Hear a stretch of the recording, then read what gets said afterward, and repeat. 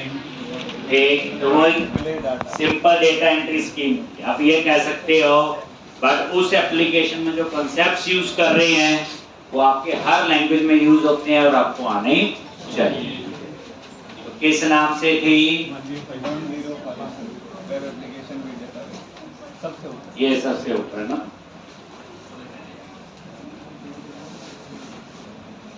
तो लास्ट जो मैंने करवाया प्रैक्टिस करके देख ली होगी। ठीक, तो बिल्कुल आराम से पूरी स्टोरी की तरह, क्योंकि कोड के रट्टे से काम नहीं चलेगा। तो अब हमने लास्ट टाइम कहां तक किया था एक बार रन करके देखते हैं। डेटा कैसे सेव करते हैं कर लिया था, डिस्प्ले कैसे करते हैं वो भी कर लिया था, और फाइंड का भी किया था, याद है? ये देखो, डिस्प्ले पे क्लिक किया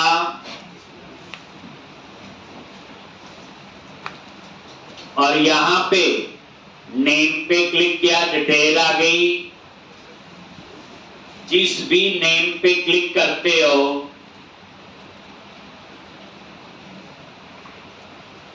लो, ठीक। अब आपने क्या करना है, मान लो ये दमन नहीं था, इसका पूरा नाम है दमन कुमार, और जैसे मैं अपडेट पे क्लिक करूं तो डेटाबेस में अपडेट होना चाहिए। तो आज हम अपडेट का कोड लिखेंगे, कैसे हम एग्जिस्टिंग इंफॉर्मेशन को मॉडिफाई करते हैं। आप सिंपल इसको रिलेट करो ऐसे, जैसे बैंक में अकाउंट ओपन है, सेव हो गया, कल को आपका एड्रेस चेंज हो गया, फोन नंबर चेंज हो गया, तो डिटेल चेंज होती है, तो उसी से कोई काम होता है आपका अपडेट का। तो जैसे आप अपडेट पे डबल क्लिक करो, आगे यहाँ पे, और ये वही बटन है। अब इसमें भी पूरी रिवीजन होगी। क्या लिखोगे जल्दी बोलो? SQL command, SQL command CMD is equal to new SQL command, पूरी रिवीजन है SQL कमांड। और फिर क्या लिखेंगे? CMD dot command tags is equals to, और अपडेट के लिए क्या क्वेरी होती है? अपडेट। SQL में 4 मेन स्टेटमेंट है, इंसर्ट, अपडेट, डिलीट और सेलेक्ट। तो हम कर चुके हैं, इंसर्ट और सेलेक्ट। ठीक,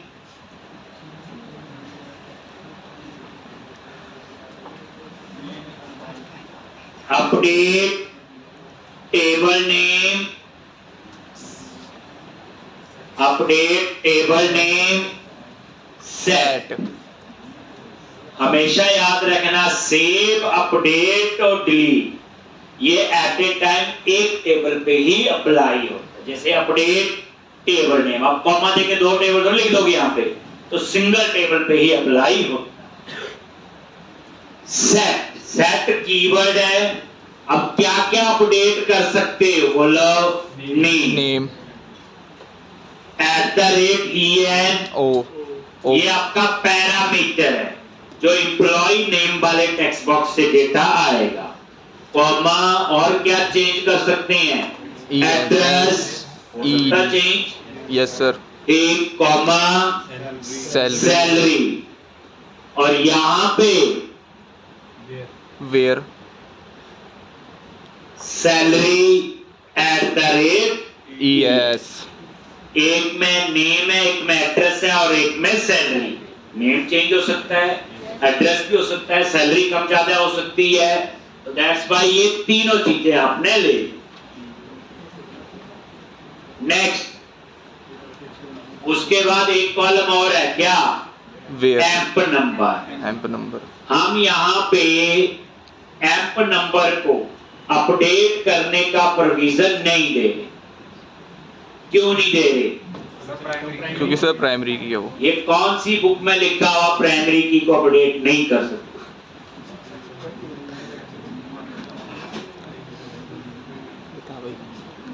ये तो अंदाजा लगा लेना भी प्राइमरी की है। तो याद रखना प्राइमरी की जो है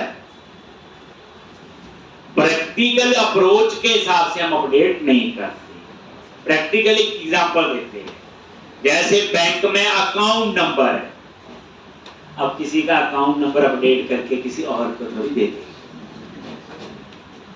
ठीक, आपका यूनिवर्सिटी का रोल नंबर है, आप यूनिवर्सिटी छोड़ चुके हो, अब आपका रोल नंबर किसी और को थोड़ी दे दे। समझा गए? ऐसे ही एक कंपनी में एम्प्लॉई है, वो एम्प्लॉय छोड़ चुका है, अब उसका एम्प नंबर किसी और को थोड़ी देंगे। कल को उस एम्प्लॉय की कोई वेरिफिकेशन आती है, कैसे पता होगा? एम्प्लॉय नंबर तो यूनिक होगा। तो दैट्स व्हाई प्रैक्टिकली अप्रोच के हिसाब से हम प्राइमरी की को अपडेट करने का प्रोविजन नहीं देते। अगर आपको गुस्सा आए लिख लो, लिखना ही है, हो जाएगा, इतना क्या। ठीक, तो इस तरह से, पर प्रैक्टिकली अप्रोच के हिसाब से हम ऐसा नहीं कर सकते। लास्ट में अगर मैं इतना क्वेरी लिखूं तो ये क्वेरी क्या करेगी? पूरा टेबल ही अपडेट कर देगी, लेकिन हमें तो स्पेसिफिक एम्प्लॉय का चाहिए। तो where emp number is equals to E लॉज। अब वेयर में यूज किया बच्चे एम्प नंबर, याद रखना किस एम्प्लॉय का डेटा अपडेट करना है, तभी तो एम्प नंबर बताया। और ये क्या आपकी प्राइमरी की। वेयर एम्प नंबर, जो एम्प नंबर हम पास करेंगे। ठीक,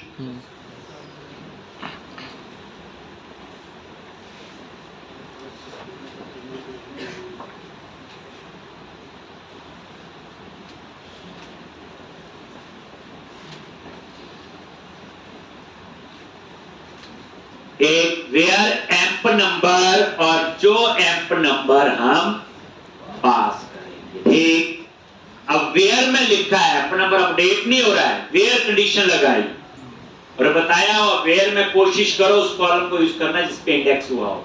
तो प्राइमरी की है, इस पे इंडेक्स हुआ, रिट्रीविंग तो फास्ट होगी। ठीक, तो उस एम्प्लॉय का डेटा आपका अपडेट होगा जो एम्प नंबर हम लोग बताएं।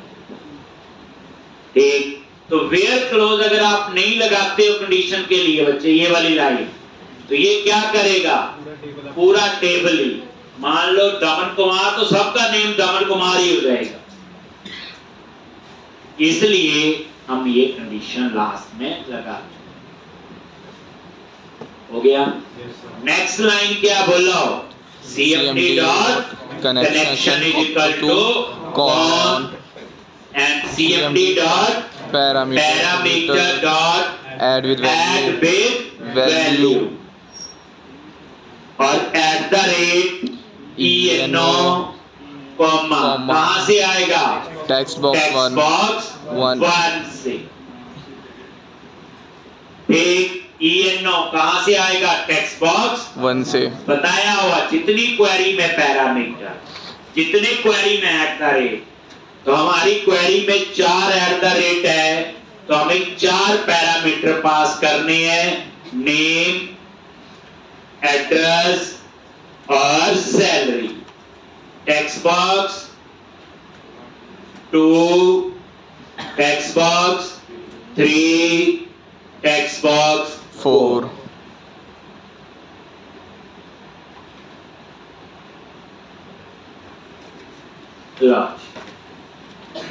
अब ये चीज पता थी, 4 पैरामीटर थे, 4 टेक्स्ट बॉक्स लगे और चारों की वैल्यू हमने पास कर दी। ऐड विद वैल्यू, ये पैरामीटर पास करने का तरीका है।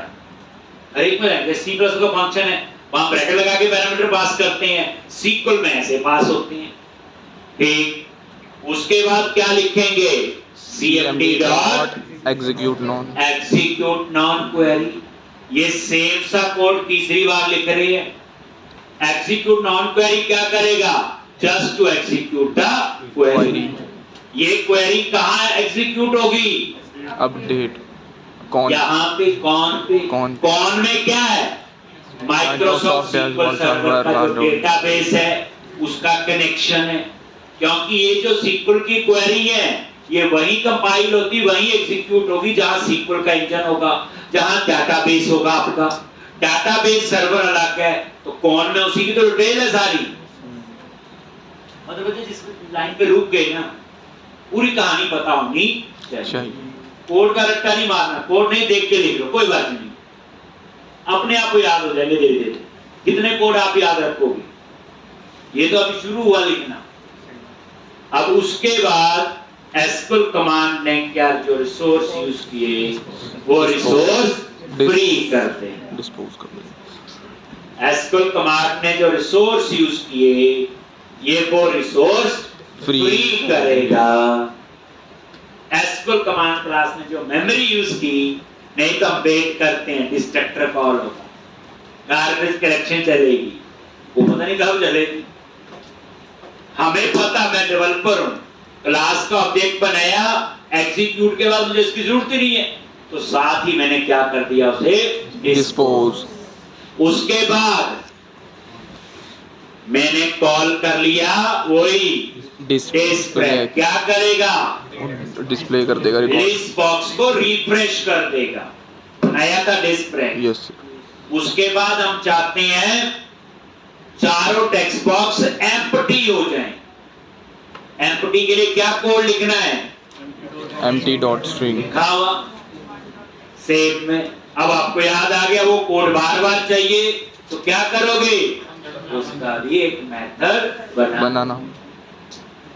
कोड ऑन डिमांड समझ के लिखना है, पहले से भी सोच के लिख देना।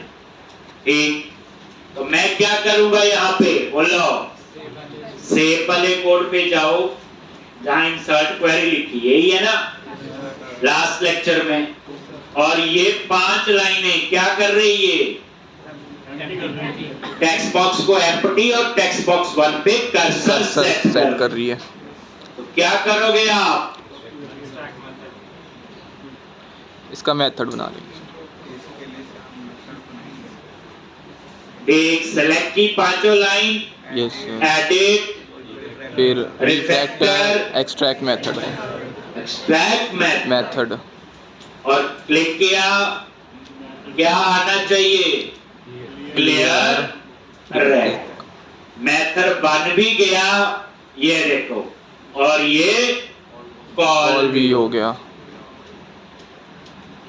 दोनों काम हो गए, बन भी गया और कॉल भी हो गया। अब इस क्लियर रेक को कॉल कर लो, अपडेट।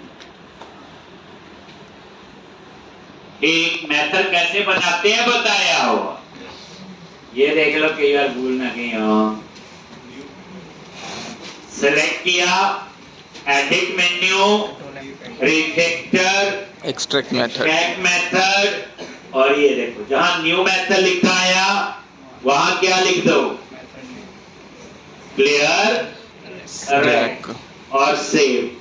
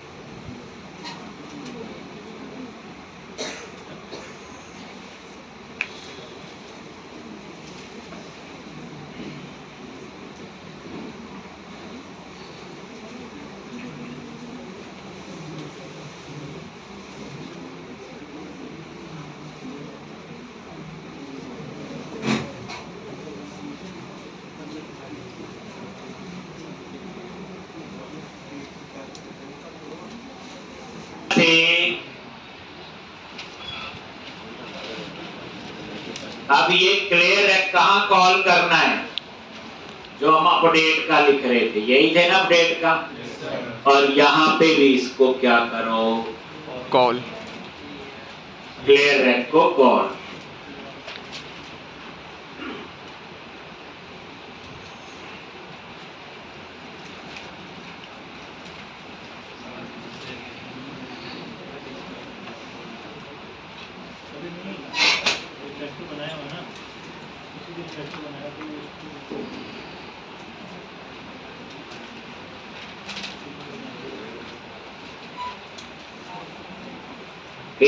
अब आप इसको रन करो।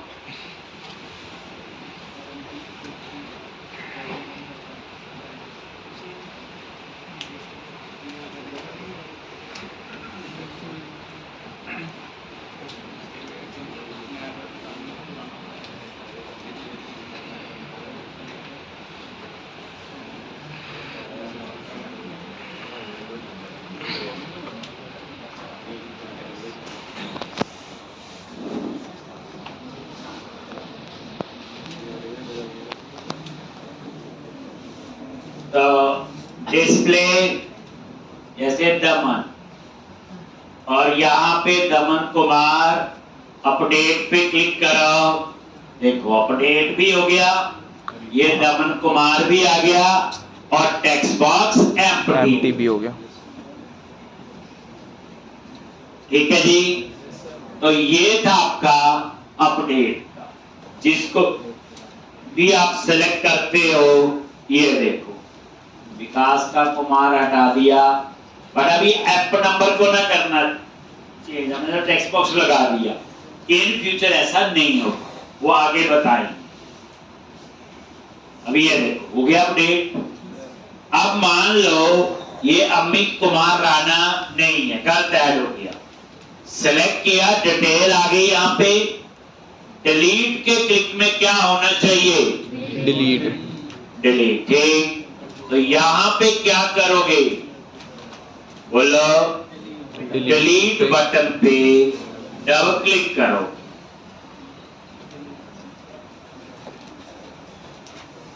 डिलीट बटन पे डबल क्लिक किया,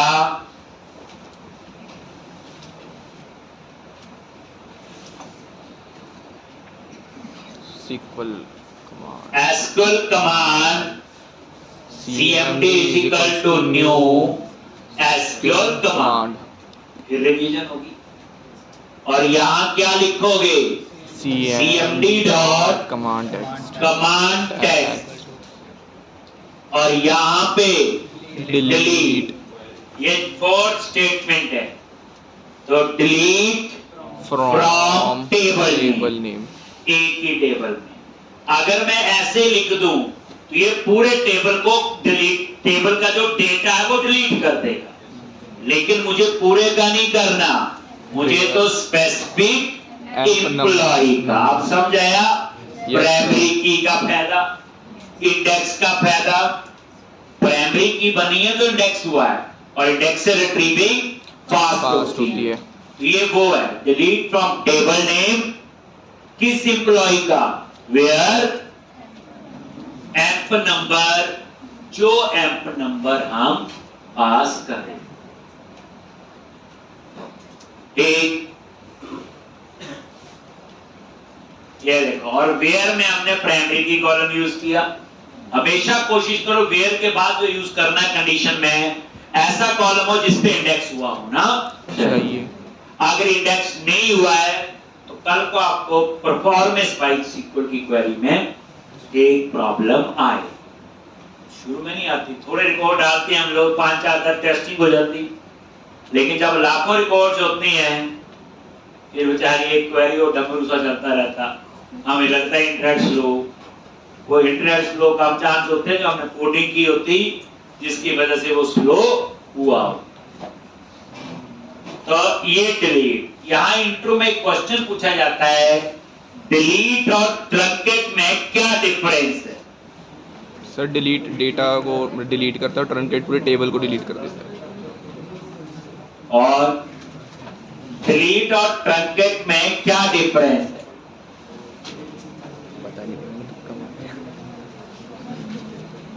आज आपकी क्लास एक और है, आज से शुरू है, बताइए आपको 2:30 बजे। उसमें पहले 2 हफ्ते लगा के डाटाबेस के बेसिक कंसेप्ट सिखाए जाएंगे, और 1.5 महीना रफली सी और C++। जो बच्चा लगाना चाहे लगा लो, उसकी कोई एक्स्ट्रा फीस नहीं है। तो वो 45-40 मिनट की क्लास होगी, 2:30 यहीं पे लगेगी। जब चलती रहेगी 1.5 महीने लग से, पर वो कंपल्सरी उसके लिए जरूरी है जो कोई नॉन कंप्यूटर बैकग्राउंड से है उसने तो लगानी है।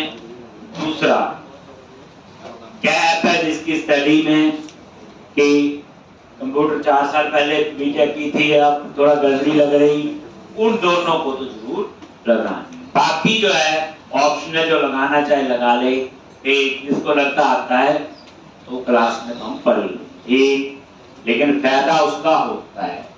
तो डिलीट और ट्रंकेट में क्या डिफरेंस है? डिलीट पूरा डिलीट कर देता है, ट्रंकेट जितना चाहिए उतने रखता है बाकी। और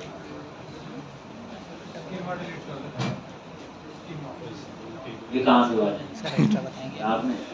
और बोलो, पहली बात समझो, डिलीट से भी डाटा डिलीट होता है और ट्रंकेट से भी डाटा डिलीट होता है। पहले ये चीज, हाँ टेबल जो डिलीट करना वो ये नहीं होती, वो ड्रॉप स्टेटमेंट होती है सीक्वेंस। ड्रॉप टेबल वो अलग चीज है, उसको छोड़ दो। यहां बात हो रही डेटा, तो डिलीट भी डाटा डिलीट करता है, ट्रंकेट भी डेटा डिलीट करता है। दूसरी बात, डिलीट पे आप कंडीशंस अप्लाई कर सकते हो, लेकिन ट्रंकेट पे आप कंडीशन अप्लाई नहीं कर सकते। जैसे आपने डिलीट में बोला मुझे इसी एम्प्लॉय का डेटा डिलीट करना, आपने वेयर क्लोज में कंडीशन लगा दी। ट्रंकेट में ऐसे नहीं होता, वो पूरा टेबल का डाटा ही खाली करे, यानी उसमें आप कंडीशंस नहीं लगा रहे। डिलीट के केस में आप लोग यानी we can apply conditions, but in case of truncate we can't. Truncate के केस में हम कंडीशंस नहीं लगा सकते, डिलीट के केस में हम कंडीशन लगा सकते हैं। एक डिलीट के केस में हम लोग कंडीशंस लगा सकते हैं। ट्रंकेट में मान लो 100 रिकॉर्ड है, 100 के 100 ही डिलीट करेंगे, उसमें कोई वो नहीं है। डिलीट में दूसरी बात, डिलीट में क्या होता है, हम डिलीटेड डेटा को रिकवर भी कर सकते हैं, लेकिन ट्रंकेट में हम रिकवर नहीं कर सकते। जैसे डिलीट से डाटा डिलीट हो गया, गलती से डिलीट हो गया, मैं रिकवर कर सकता हूं, पर ट्रंकेट का डाटा क्या होता है, आपका परमानेंट होता है। जैसे फॉर एग्जांपल डेस्कटॉप पे एक फाइल पड़ी, आप डिलीट करते हैं तो कहां जाती है वो? रिसाइकिल बिन में। फिर गलती से डिलीट हो गया तो रिसाइकिल बिन से रिस्टोर तो कर लेते, दैट इज डिलीट। लेकिन ट्रंकेट में शिफ्ट प्लस डिलीट होता है ना, शिफ्ट प्लस डिलीट करो, रिसाइकिल बिन में नहीं जाता, वो परमानेंट डिलीट होता है। तो कहने का मतलब ये है कि डिलीट से डाटा को हम लोग रिकवर कर सकते हैं, ट्रंकेट से हम डेटा को रिकवर नहीं कर सकते। एक डिफरेंस ये, डिलीट पे कंडीशन लगा सकते हैं, ट्रंकेट पे नहीं लगा सकते, वो पूरा टेबल ही खाली करता है। डिलीट का डेटा रिकवर कर सकते हैं, ट्रंकेट का डाटा रिकवर नहीं कर सकते। एक और, जैसे मान लो एम्प नंबर है, उसको ऑटो इंक्रीमेंट बनाया हो, एम्प नंबर जनरेट हो रहा 1 2 3 4 5 6 7 8 9 10, 10 रिकॉर्ड थे टोटल, ऑटो इंक्रीमेंट है, अपने अपने 1 2 3 4 5 6 7 8 9 10। मैंने कमांड लिखी डिलीट फ्रॉम टेबल नेम, बस कंडीशन नहीं लगाई, ये क्या करेगा? टेबल के डेटा खाली कर देगा। तो ये क्या करेगा? टेबल को खाली कर देगा, लेकिन नया डाटा जब डालोगे तो उसमें एम्प नंबर की वैल्यू 11 होगी, और अगर उस डेटा को ट्रंकेट से डिलीट करते हो, वो 10 के 10 सारे डिलीट कर देगा, नया डालोगे तो एम्प नंबर 1 से स्टार्ट होगा। इसका मतलब क्या है? ट्रंकेट के केस में ऑटो इंक्रीमेंट कॉलम की वैल्यू जो है वो रीसेट होती है, डिलीट के केस में ऑटो इंक्रीमेंट कॉलम की वैल्यू रीसेट नहीं होती, बस ये डिफरेंस है। ट्रंकेट के केस में ऑटो इंक्रीमेंट कॉलम की जो वैल्यू है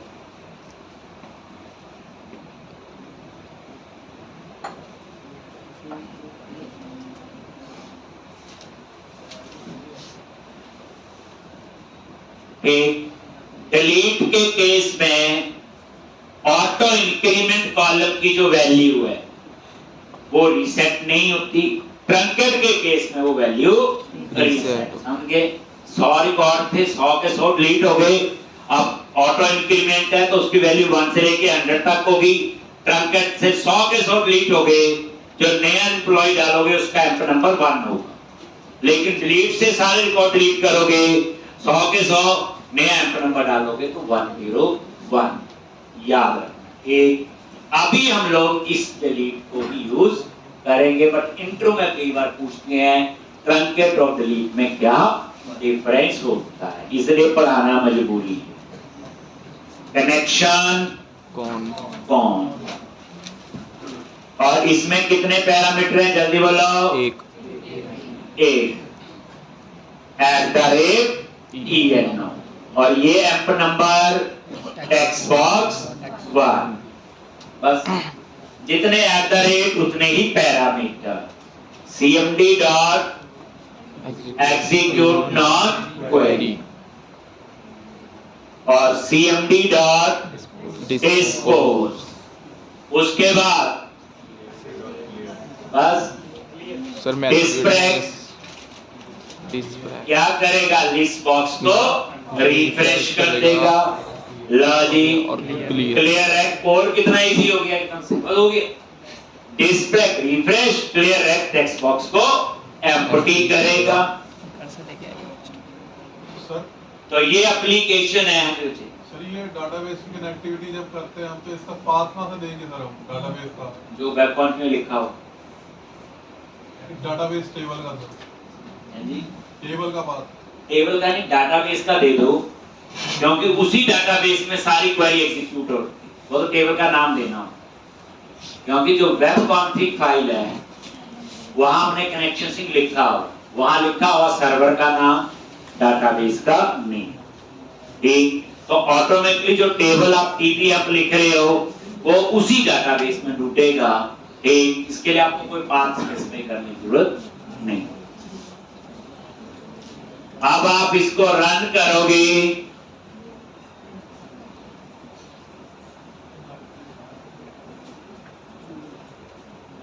डिस्प्ले और ये सेलेक्ट किया नहीं चाहिए और डिलीट।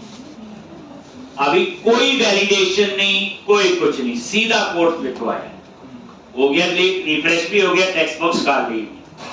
तो आपकी ये वाली एप्लीकेशन कंप्लीट हो गई। डरना नहीं, इसी को दोबारा से करेंगे बस, उसके बाद फिर MVC शुरू होगा। तो अब आपका काम क्या है? अब इसको बनाना कैसे? अब पूरी हो गई एप्लीकेशन। ये अपने नोटबुक पे इस एप्लीकेशन की एक अंडरस्टैंडिंग बनाओ छोटी सी, ठीक, कि हमने ये एप्लीकेशन क्या कर रही है। ये तो समझ गए, डाटा एंट्री स्क्रीन है एम्प्लॉय के लिए। तो आपने क्या काम किया? सबसे पहले अंडरस्टैंडिंग में कोड नहीं लिखते, याद रखना। आपने सबसे पहले क्या काम किया? एक डाटाबेस बनाया, ठीक, उसमें हमने एक टेबल बनाया, उसमें हमने एम्प्लॉय की इंफॉर्मेशन स्टोर करनी, मतलब पूरी कहानी की तरह। उसमें मैंने employee number, name, address, salary, ऐसे 5-7 चीजें ले। फर्स्ट स्टेप ये डाटाबेस बनाना आता आज की डेट में। तो लेकिन वो पूरी कहानी की तरह इस एप्लीकेशन की कहानी कहां से शुरू हुई? बन गया। फिर डाटाबेस तो हमें पता, डाटाबेस सर्वर पे बन गया। फिर हमने एक एप्लीकेशन बनाई, ठीक, और ASP.NET में जो कहां रन होगी? Application server. फिर एप्लीकेशन डाटाबेस के लिए एक्सेस करने के लिए हमने वेब कॉन्फिग में कनेक्शन सिंक लिखा। फिर रुक जाओ, कनेक्शन सिंक क्या होता है, यहां क्यों लिखा? 2-3 क्वेश्चन का आंसर दो, लिख लो उसको। ये एप्लीकेशन सर्वर लॉक होता है, डाटाबेस सर्वर लॉक होता है, आपस में इनको कनेक्ट करना है। उसके लिए एक स्ट्रिंग चाहिए जिसे कनेक्शन सिंक कहते हैं। उसको हमने कहां लिखा? वेब कॉन्फिग फाइल में। क्यों लिखा? क्या फायदा है? आप बोलोगे। देखो, आपके माइंड में सारे क्वेश्चन आते हैं, लेकिन हम उसके आंसर नहीं लेते। यही तभी तो हम लोग कंफ्यूज हो जाते हैं। क्या इसमें एक आप बोलोगे कि वेब कॉन्फ़िग में नॉन कंपाइल होती है जी, जब उसमें कोई चेंज करेंगे प्रोजेक्ट मुझे रिकंपाइल नहीं करना पड़ेगा। वेब कॉन्फ़िग में जब कनेक्शन सिंक लिखूंगा तो पूरे प्रोजेक्ट में यूज होगा, इसमें चेंज करूंगा पूरे प्रोजेक्ट में चेंज होगा। से बताइए ये आपका नॉन कंपाइल है क्योंकि एक्सएमएल में ये सी शार्प में नहीं बना हुआ और एक्सएमएल में कंपाइलर वैसे भी नहीं होते, उसमें पार्सर होते हैं। दैट्स व्हाई कनेक्शन सिंक की कहानी वेब कॉन्फ़िग में। फिर हमने एक एम्प्लॉय की स्क्रीन बनाई तो वहां पे पेन से ना स्क्रीन बना लेनी, इसको हम लोग वायर फ्रेम कहते हैं। ठीक, मतलब एक्चुअल वाली नहीं, जैसे पेज पे स्क्रीन डाला है, अपना number, text box, name, address, salary, text box लगा बना लेने आपसे, नीचे सेव, अपडेट, डिलीट ये बना लें। इसे क्या कहते हैं हम लोग वायर। ऐसे थोड़ी सी आप डाल दो, ठीक, स्क्रीन बनाएंगे बन जाएगी। फिर आप क्या लिखोगे, फिर हमने उस पेज पे डाटाबेस का कनेक्शन ओपन किया। ठीक, अब वो कनेक्शन मैंने कहां ओपन किया, पेज लोड में, सारी कहानी। अब ये इसको कनेक्शन लिखा कौन डॉट ने वो लिखा हुआ है, बस याद रखो पेज लोड में हमने कनेक्शन ओपन किया ताकि जब उस पेज पे आओ ठीक तो वो पेज लोड इवेंट अपने आप फायर होगा, जो कोड लिखा वो अपने आप एग्जीक्यूट होगा। फिर उसके बाद हमने सबमिट करने के लिए सेव का था, अपडेट के लिए अपडेट, डिलीट, वो कहानी 2-2 लाइन लिख के फिर उसके बाद प्रैक्टिकल शुरू कर। प्रैक्टिकल कैसे है, ये नहीं कि नोटबुक खोल लो एक आंख से देखो टाइपिस्ट की तरह, नहीं। नया प्रोजेक्ट बनाया मैं डाटाबेस बनाऊंगा, ठीक है जी, कहां से बनाते हैं, अब इतना हो गया होगा, नोटबुक से लिख दे, सर्वर स्टोर में गए डाटाबेस बना ले, ये मेंबर ले ले, कौन से मेंबर लेने जो मैंने बनाए वैसे लिख लो, उनको तो देख सकती है। फिर उसके बाद वही सेम डाटाबेस बन जाएगा। फिर आप क्या करोगे, एक उसमें स्क्रीन एक एम्प्लॉय का पेज बनाओगे, उसमें ये चीजें लोगे, फिर वेब कॉन्फ़िग में कनेक्शन सिंक ले लो, पेज लोड में कनेक्शन ओपन कर लो। मतलब कहने का ये है बच्चे, हर एक चीज के लिए सिंटैक्स के अलावा नोटबुक में कुछ और नहीं है। सिंटैक्स और कांसेप्ट दोनों अलग चीज है। जैसे आपको पता है कि मैंने वेब कॉन्फ़िग कनेक्शन सिंक लिखा, क्यों लिखा, क्या फायदे, क्या सारी कहानी है, ठीक, तो आप वेब कॉन्फ़िग कनेक्शन सिंक लिखना शुरू करोगे, सिंटैक्स नहीं आ रहा है, लो नोटबुक से देख लो, राइट वे। लेकिन आपको यही ना पता हो कनेक्शन सिंक कहां लिखना है, क्यों लिखते हैं, क्या होता है, तो इसको हमारा कांसेप्ट फेल है। एक स्क्रीन बनाई, पेलोड में कनेक्शन ओपन करना पड़ता है, पेलोड पे चलेंगे, अब आपको नहीं याद आ रहा है इसको कनेक्शन का क्या चीज थी, वो नोटबुक से देख के लिख दो। मतलब कोड कहां लिखना है, उसका क्या मीनिंग है, वो आपको पता होना चाहिए। लेकिन सिंटैक्स वो मैं मानता हूं 2-4 बार और बनाएंगे तो वो भी आपको पता चल जाएगी, ठीक। इसलिए सिंटैक्स से नहीं घबराना, वो आ जाएंगे, गारंटी है मेरी, पर कांसेप्ट जो है वो सही होना चाहिए। तो अब आपने ये क्वेश्चन करना बच्चे दोबारा से, और हर बच्चा इस क्वेश्चन को 3 बार करे पूरे को, क्योंकि अब पूरी एप्लीकेशन है, ठीक, ये कल तक करना है। अब आपका नेक्स्ट में करवा रहा हूं आपको, मैंने बताया था इस तरह से एप्लीकेशन बनाओगे और ये प्रोजेक्ट किसी को दिखाओगे तो प्रोजेक्ट की बेइज्जती होगी, ठीक, तो करवा ली बेइज्जती, अब कुछ और अच्छे ढंग से पढ़ेंगे। तो अब हम अगला टॉपिक पढ़ रहे हैं, आपको इत्तेफाक से इस एप्लीकेशन को बनाने का समझने का टाइम मिल गया, ये मैं दोबारा बनवाऊंगा और 90% से ज्यादा यही कोड हो, इसलिए रिवीजन भी होगी, कोई प्रॉब्लम नहीं, ठीक। तो अब हम पढ़ने जा रहे हैं, हम ASP.NET नहीं पढ़ रहे, हम माइक्रोसॉफ्ट SQL सर्वर का एक टॉपिक है जिसका नाम है स्टोर्ड प्रोसीजर, आप हम वो पढ़ना शुरू कर रहे हैं। अब आगे 1 घंटा हम वो पढ़ेंगे, मतलब माइक्रोसॉफ्ट, अब हम लोग ASP.NET नहीं पढ़ रहे, अब ये जो स्टोर्ड प्रोसीजर की कहानी है, और एक्सेल में भी है, MySQL में भी है, माइक्रोसॉफ्ट सर्वर का हम पढ़ रहे हैं। जो कहानी में एक्सप्लेन यहां करूंगा सभी डेटाबेस में वो कॉमन है, इसका मतलब सारे डेटाबेस में आपको स्टोर्ड प्रोसीजर टॉपिक आए, ठीक है जी। तो अब आप लोग, but at the main time आज ये प्रैक्टिस आपकी अब कंप्लीट, क्योंकि पार्शियली कोड समझना अलग चीज है, अब पूरे को एक उसमें बनाना वो थोड़ा सा अलग है, क्योंकि यहाँ डाटाबेस बनाने से लेके एंड तक का सारा कोड आपको वन गो में, और याद में बच्चे वन गो में बैठा कर। इसका मतलब पता क्या होता है, जैसे एप्लीकेशन बनानी शुरू कर दी ना, 2 घंटे लगे 4 लगे, वन गो में कंप्लीट करना, पार्शली नहीं। ठीक, मतलब कहने में सेव का भी लिख ले, अपडेट का रोटी खा के लिख लेते हैं, डिनर के बाद डिलीट का लिख लेंगे। ठीक, बच्चे प्रोग्रामिंग जो है, याद रखना एक चीज, जब हम बैठते हैं एक तो हम पूरे माइंड को रिफ्रेश करते हैं कि अब मैं क्या क्या काम करूंगा। यही तो अंडरस्टैंडिंग बताई कि मैं ये करूंगा वो करूंगा। आपके माइंड में पूरी कहानी आ शुरू कर दी और थोड़ा सा काम करके उठ के चले गए, फिर थोड़ी देर फिर उस कहानी को याद करोगे, फिर थोड़ा कोड लिखोगे, उठ के चले जाओगे, फिर उस कहानी को याद करोगे।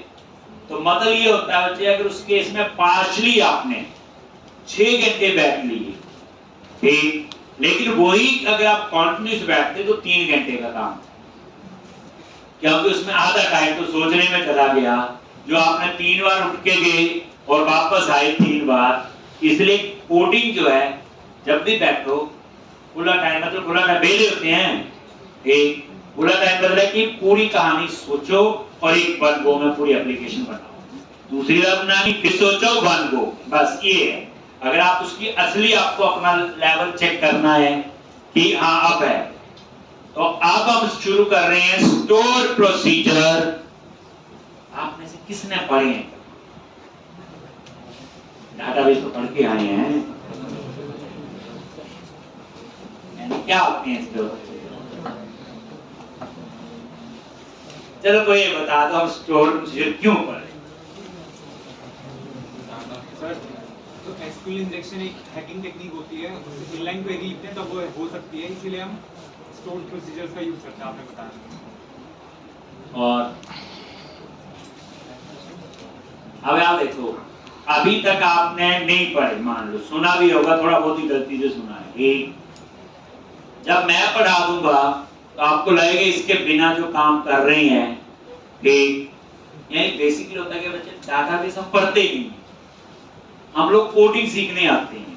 मेरे आते हैं फुल स्टैक सिखा दो, मीन सिखा दो, मान सिखा दो, रेगुलर सिखा दो, रैप सिखा दो, आते हैं। ठीक, बच्चे प्रोग्रामिंग क्या है? वही वेरिएबल डिक्लेयर करने, वही लूप लगाने, वही कहानी जो सी में आपने पहली बार कभी पढ़ी थी। वही 12-15 चीजें होती हैं। जितना मर्जी बड़ा प्रोजेक्ट कर लो, 10 साल का एक्सपीरियंस, वही कहाँ वेरिएबल डिक्लेयर करना, कहाँ लूप लगाना, कहाँ पे यही होते हैं फंक्शन, यही चीजें हैं।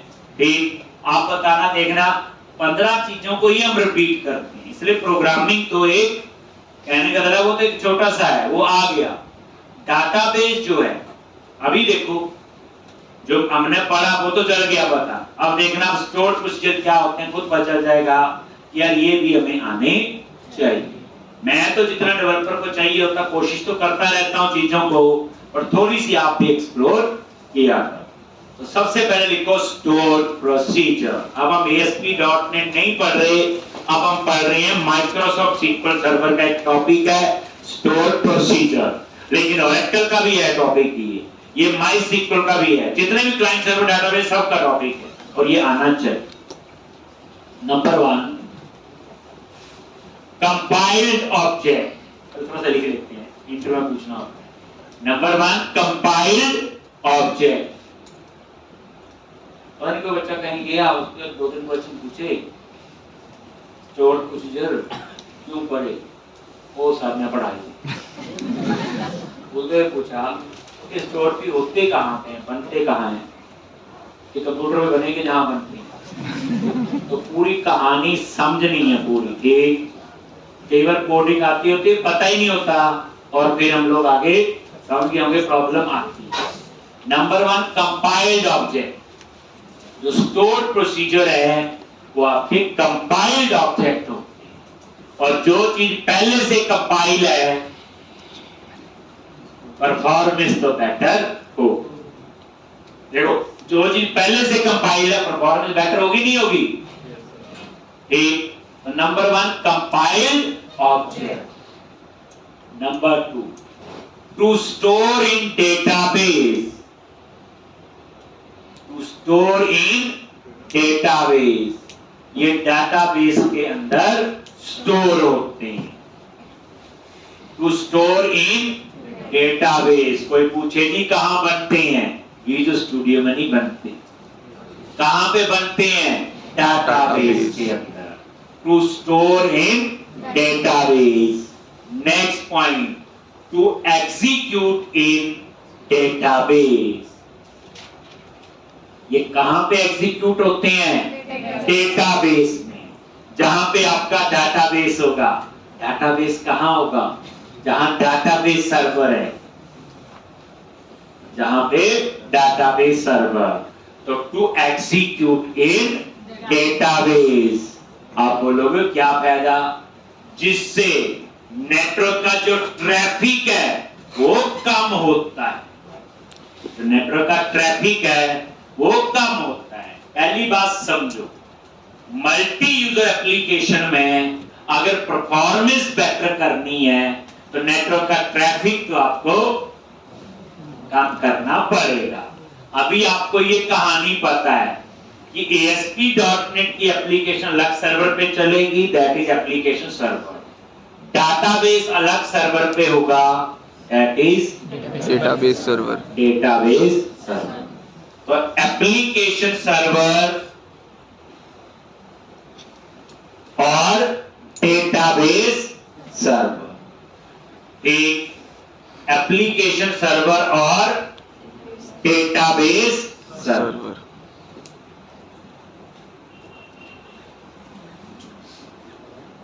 एक, अब आपके दो सर्वर है, तो डेटाबेस के पास रिक्वेस्ट जाएगी, वेब एप्लीकेशन है, मल्टी यूजर होगी, 100 लोगों की जाएगी, 200 लोगों की जाएगी, तो नेटवर्क का ट्रैफिक में तो फर्क पड़ेगा। तो जो स्टोर्ड प्रोसीजर है, ये कंपाइल्ड ऑब्जेक्ट होते, डेटाबेस में स्टोर होते, डेटाबेस में ही एग्जीक्यूट होते, जिससे नेटवर्क का जो ट्रैफिक है वो आपका कम होता है। क्या होता है इसका कम, क्योंकि स्टोर भी कहां बने हैं, डेटाबेस में, वो कंपाइल्ड है, वही एग्जीक्यूट होंगे। अगर मैं आपको बोलूं जो हम अभी क्वेश्चन कर रहे थे उसमें क्या हो रहा था, जो हम अभी क्वेश्चन कर रहे थे, जैसे आप सेव बटन पे क्लिक करते हो या डिलीट पे, जितनी बार इस बटन पे क्लिक करोगे, ये कमांड टेक्स्ट में जो क्वेरी लिखी है क्या इनलाइन क्वेरी है, तो ये क्या होगा, पहले ये क्वेरी SQL के इंजन में जाएगी, जहां आपका डेटाबेस सर्वर होगा, वहां जाके ये क्वेरी कंपाइल होगी और उसके बाद फिर एग्जीक्यूट होगी। मान लो फिर किसी ने डिलीट किया, फिर ये क्वेरी SQL के इंजन में गई, वहां जाके क्या होगी, कंपाइल होगी और एग्जीक्यूट होगी। अगर यही काम स्टोर्ड प्रोसीजर से कर रहे, वो कंपाइल्ड ऑब्जेक्ट है। दूसरी बात, वो वहीं पे स्टोर है। तीसरी बात, वो वहीं पे एग्जीक्यूट होगा। नेटवर्क का ट्रैफिक तो आपका कम होगा, नहीं होगा। जैसे आप सेव बटन पे क्लिक करते हो, मान लो आपने सेव बटन पे 10 बार क्लिक किया, किसी पे भी, ये है 10 बार क्लिक किया, तो 10 बार ये क्वेरी SQL के इंजन में जाएगी, कंपाइल होगी, एग्जीक्यूट होगी। 10 बार वहां जाके कंपाइल एग्जीक्यूट होगी। अगर यही काम स्टोर्ड प्रोसीजर से करते हो तो वो कंपाइल ऑब्जेक्ट है, डेटाबेस में बना हुआ, वही एग्जीक्यूट होगा, जिससे नेटवर्क का जो ट्रैफिक है वो क्या होता है, एक और बेनिफिट, जो stored procedure first time execute होता है वो SQL के एग्जीक्यूशन प्लान में आ जाता है।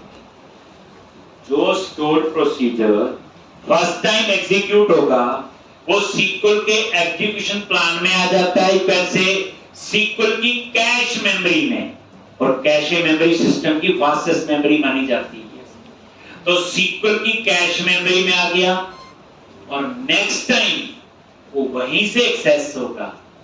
मान लो दोबारा उस स्टोर प्रोसीजर की रिक्वायरमेंट है तो वहीं से एक्सेस होगा। इसका फायदा ये होगा कि नेक्स्ट टाइम उसकी परफॉर्मेंस और बेटर होगी फर्स्ट टाइम के कंपैरिजन में। मतलब ये बच्चे जो store procedure first time execute होगा वो सीक्वल के एग्जीक्यूशन प्लान में आ जाएगा और यू कैन से सीक्वल की कैश मेमोरी में, और नेक्स्ट टाइम उस कैश मेमोरी से एक्सेस होगा तो परफॉर्मेंस और बेटर होगी फर्स्ट टाइम के कंपैरिजन में। दैट्स व्हाई हमें क्या यूज करनी चाहिए, स्टोर प्रोसीजर। समझाई दूसरी वाली बात? होता होता कि एक बार स्टोर भी बना दिया, डेटाबेस में बन गया, बनाएंगे अभी हम सीखेंगे। जो स्टोर भी बन गया, जो पहली बार जब एग्जीक्यूट होगा तो वो सीक्वल के कैश मेमोरी में आ जाएगा। फिर उस स्टोर पी को कोई भी एक्सेस करेगा तो वहीं से एक्सेस होगा तो परफॉर्मेंस और बेटर होगी फर्स्ट टाइम के कंपैरिजन। तो स्टोर प्रोसीजर कंपाइल्ड ऑब्जेक्ट होते हैं, डेटाबेस में स्टोर होते हैं, डेटाबेस में ही एग्जीक्यूट होते हैं, और जो फर्स्ट टाइम एग्जीक्यूट होता है तो सीक्वल के एग्जीक्यूशन प्लान में आ जाता है। सही टर्म एग्जीक्यूशन प्लान है, उस प्लान में आ गया, नेक्स्ट टाइम उस एग्जीक्यूशन प्लान से ही एक्सेस होता है तो परफॉर्मेंस उसकी और बेटर होती फर्स्ट टाइम के कंपैरिजन में। कोई पूछे वे स्टोर पे क्यों यूज कर रहे हैं, आप क्या बोलेंगे? Performance better. अब ये नहीं बोलेंगे सर ने बताई, जो बातें मैंने बोली आप वो जस्टिफाई करो, कंपाइल ऑब्जेक्ट के डाटा जो मैंने कहानी आपको बताई। और दूसरा जो पॉइंट है सिक्योर होते हैं, जो स्टोर प्रोसीजर है वो सिक्योर भी होते हैं। देखो क्लाइंट दो ही चीजें मांगता है इतने पैसे खर्चने के बाद, परफॉर्मेंस और सिक्योरिटी। सिक्योर भी होते हैं कैसे? जो ये इनलाइन क्वेरी है इनके ऊपर एसक्यूएल इंजेक्शन अप्लाई हो सकता है। एसक्यूएल इंजेक्शन क्या है? एक हैकिंग टेक्निक है। एसक्यूएल इंजेक्शन क्या है? एक हैकिंग टेक्निक है।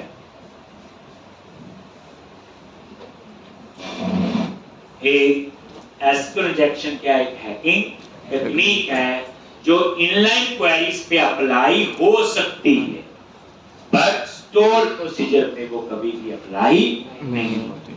एसक्यूएल इंजेक्शन एक हैकिंग टेक्निक है बच्चे, जो इनलाइन क्वेरी पे अप्लाई हो सकता है। मैंने ये नहीं बोला होगा ही, हो सकता है, पर स्टोर प्रोसीजर पे वो अप्लाई नहीं हो सकता। अब देखो इनलाइन क्वेरी से तो मैंने भी करवाया, इस पे नहीं अप्लाई हो सकता एसक्यूएल इंजेक्शन। इसमें अप्लाई कब होता? जब मैं इस टेक्स्ट बॉक्स 1 का नाम यहाँ लिखता, यहाँ टेक्स्ट बॉक्स 2, टेक्स्ट बॉक्स 3 और टेक्स्ट बॉक्स 4। फायदा उसका ही होता मुझे 4 लाइन के लिखने की जरूरत नहीं, लेकिन उसके ऊपर एसक्यूएल इंजेक्शन अप्लाई हो जाएगा। तो आप सिंपल समझो, कोई पूछे वे स्टोर प्रोसीजर क्यों यूज कर रहे हैं तो आप बोलेंगे परफॉर्मेंस वाइज बेटर होते हैं और सिक्योर। सिक्योर क्या होता है? एसक्यूएल इंजेक्शन एक टेक्निक है जो इनलाइन क्वेरी पे अप्लाई हो सकती है, पर स्टोर प्रोसीजर पे वो अप्लाई नहीं होती।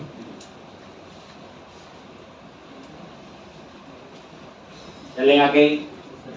ठीक, तो अब हम सीखने जा रहे हैं how to create store procedure. एक चीज याद रखना, चलो प्रैक्टिकल में बताता हूँ स्टोर प्रोसीजर कैसे बनाने हैं। ठीक है जी, तो सर्वर एक्सप्लोरर में बनने तो यहीं पे हैं। अब हम सीखेंगे how to create store procedure, फिर मैं आगे बताऊंगा types of parameter in store procedure, कितनी टाइप्स के पैरामीटर होते हैं। एक वो प्रैक्टिकल में बताऊंगा, तभी आप लोग लिख लेना। ये ठीक, देखो मुश्किल चीज तो नहीं है, देखो आ जाएगी, आप देखना एक आध दिन में आपको आसानी दे। और ये देखो कंटिन्यू विदाउट कोड, डेटाबेसिंग में काम करना है। अब आपके लिए टाइम बच गया बच्चे, जो मैंने एप्लीकेशन कंप्लीट की शुरू से लेके एंड तक वन गो में बैठ के ठीक, एक बार कर लो, फिर दोबारा जब टाइम हो दूसरी बार कर लो, तीसरी बार, यानी उतनी बार होनी चाहिए नोटबुक बंद और सारा कोड लिख दिया without any error. Server explorer पे गए, पता ही है इस नाम से डाटाबेस है, बोलो कौन सा, यही है ना डाटाबेस। बताया हुआ डाटाबेस मैनेजमेंट के लिए क्या यूज करते हैं, सर्वर एक्सप्लोरर। अब हम सीखेंगे how to create store procedure. अब कई बार आप जाते हो काम करते हैं तो कहते हैं स्टोर प्रोसीजर, वो कहते हैं जी अच्छे नहीं होते, इसलिए कई अंकों का गाना राजा होता बच्चे, तो वो बेचारे इंक्वायरी से लगे होते हैं जोरों से, तो उनसे पूछो भाई स्टोर प्रोसीजर, तो वो कहते हैं अच्छे नहीं होते। देखो तो टाइम तो ज़्यादा लगता है, क्योंकि अब मुझे स्टोर भी बनाने हैं, फिर मुझे कॉल करने हैं। ठीक, अब टाइम तो है लेकिन डेवलपर का टाइम लगा ना, क्लाइंट पैसे दे रहा है, आप कहते हो जी इनलाइन क्वेरी से अगर काम करते हैं तो प्रोजेक्ट में 100 घंटे में बनाऊंगा, स्टोर भी से काम करना मैं 110 घंटे, मुझे पैसे दो, देगा क्लाइंट। कहते बताओ ना परफॉर्मेंस और सिक्योरिटी। ठीक, तो डेवलपर कभी ये नहीं बोलेगा ये कोड ज्यादा लिखना पड़ेगा इसलिए सिक्योर होगा, या कोड कम, हमारा काम ही कोड लिखना है। तो अब आ जाओ यहाँ पे स्टोर प्रोसीजर, और यहाँ पे स्टोर प्रोसीजर पे राइट क्लिक करो, ठीक, add new store procedure. Store procedure पे राइट क्लिक किया, देखो सर्वर एक्सप्लोरर में गए and select your database, then right click on store procedure, add new store procedure. पहले सीखेंगे स्टोर भी कैसे बनाएंगे, फिर हम ASP.NET में इसे कैसे कॉल करेंगे, सेम एप्लीकेशन बनाएंगे, फिर MVC शुरू हो। राइट क्लिक किया, ये देखो क्रिएट प्रोसीजर और स्टोर प्रोसीजर का नेम मैंने दे दिया INSM। क्या मीनिंग हुआ, INSM एम्प्लॉय में सेव करना है, और यहां पे हम पैरामीटर दे क्रिएट प्रोसीजर और आगे स्टोर प्रोसीजर का नेम। पैरामीटर कितने होंगे बोलो इसमें, एक टेम्प नंबर के लिए हो गया, एक नेम के लिए हो गया, एक एड्रेस के लिए हो गया। अभी हम लोग क्या पढ़ रहे हैं, माइक्रोसॉफ्ट एसक्यूएल सर्वर, ये उसके सिंटैक्स है, और यहां पे क्रिएट प्रोसीजर आगे स्टोर प्रोसीजर का नेम, और हमने कितने पैरामीटर पास कर दिए बोलो, 4, ENO, ENED और ES। ठीक, क्योंकि सेम में चाहिए 4 पैरामीटर। इंसर्ट क्वेरी, क्वेरी तो इंसर्ट ही चलेगी, और उसके बाद तो ये बच्चे एज के ऊपर जो लिखते हैं दैट इज पैरामीटर्स, और एज के बाद में जो लिखते हैं ये ब्लॉक। जैसे C++ में राउंड ब्रैकेट में पैरामीटर और नीचे कर्ली ब्रैकेट में ब्लॉक होता है, तो यहाँ पे एज और यहाँ पे कर्ली ब्रैकेट कब लगाते हैं आप, जब ग्रुप ऑफ लाइन एग्जीक्यूट करनी है लगाते हैं ना कर्ली ब्रैकेट। ठीक, एक लाइन हो तो नहीं लगाते, देखा भाई, कर देते हैं। यहां पे उसकी जगह होता है begin and,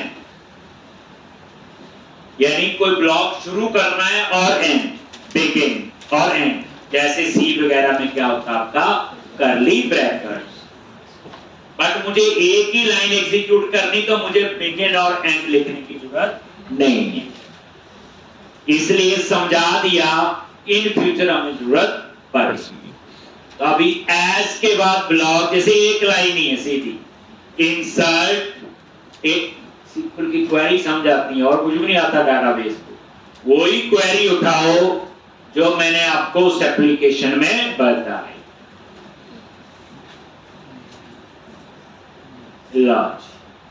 insert table name, values, 4 parameter, F number, name, address, और वही इनलाइन क्वेरी उठाई और वो मैंने कहा लिख दी, स्टोर प्रोसीजर। बस। अब कोई बोले बड़ी मुश्किल चीज है, वो तो गलत गल है। आप देख लो, इंसर्ट टेबल नेम, वैल्यूज और ENO, ENED और ES।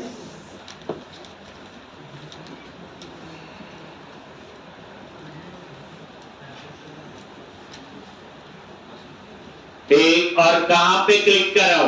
अपडेट।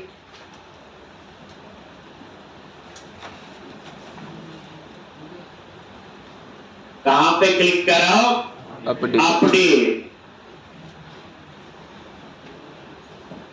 जैसे अपडेट पे क्लिक किया और यहां आ जाएगा अपडेट डेटाबेस, ये देखो, और ये स्टोर प्रोसीजर आपका बन।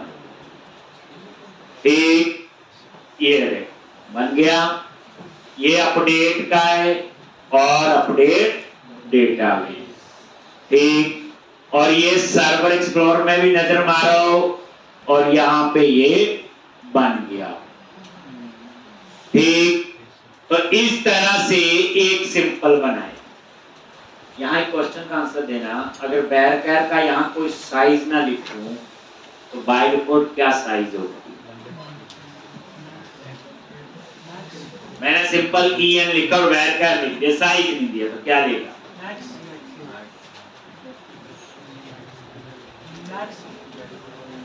मैक्स तो लिखना पड़ेगा ना, क्या लेगा? तो याद रखना, हम कौन सी चीज कहां लिख रहे, हम इस समय ये चीज कहां लिख रहे हैं? माइक्रोसॉफ्ट को सर्वर के अंदर स्टोर प्रोसीजर में। तो अगर बैरकैर का साइज नहीं दोगे तो बाय डिफॉल्ट इसका डिफॉल्ट साइज लेगा 1 कैरेक्टर। आप बोलो क्या प्रॉब्लम आएगी? एरर कोई नहीं आएगी। आप यहां लिखोगे अमित, वो अमित का ए उठा के सेव करता रहेगा, यानी एक एक कैरेक्टर ही उठाएगा। इसलिए डिफॉल्ट साइज बैरकैर का क्या होता है? 1, अगर उसका साइज अगर आप लोग नहीं देते। ठीक, इसलिए मतलब ये है कि साइज जरूर दो। एड्रेस थोड़ा बड़ा है, इसको क्या करो? ठीक, तो ये एक। अब हम लोग ऐसे अपडेट के लिए भी बनाएंगे, डिलीट के लिए, डिस्प्ले के लिए और फाइंड। अब एक चीज वेरीफाई हो गई, ये स्टोर प्रोसीजर बन गए और कहां बने? डाटाबेस के अंदर। ये तो वेरीफाई हो गया। ठीक, अब ऐसे हम लोग और बनाएं। कल हम लोग स्टोर प्रोसीजर पहले बनाएंगे। ठीक, फिर उसके बाद एक ASP.NET में नया प्रोजेक्ट बनाएंगे और वहां हमको यूज करेंगे। फिर MVC पे काम करना। तो ये प्रैक्टिस करके आओगे, प्रैक्टिस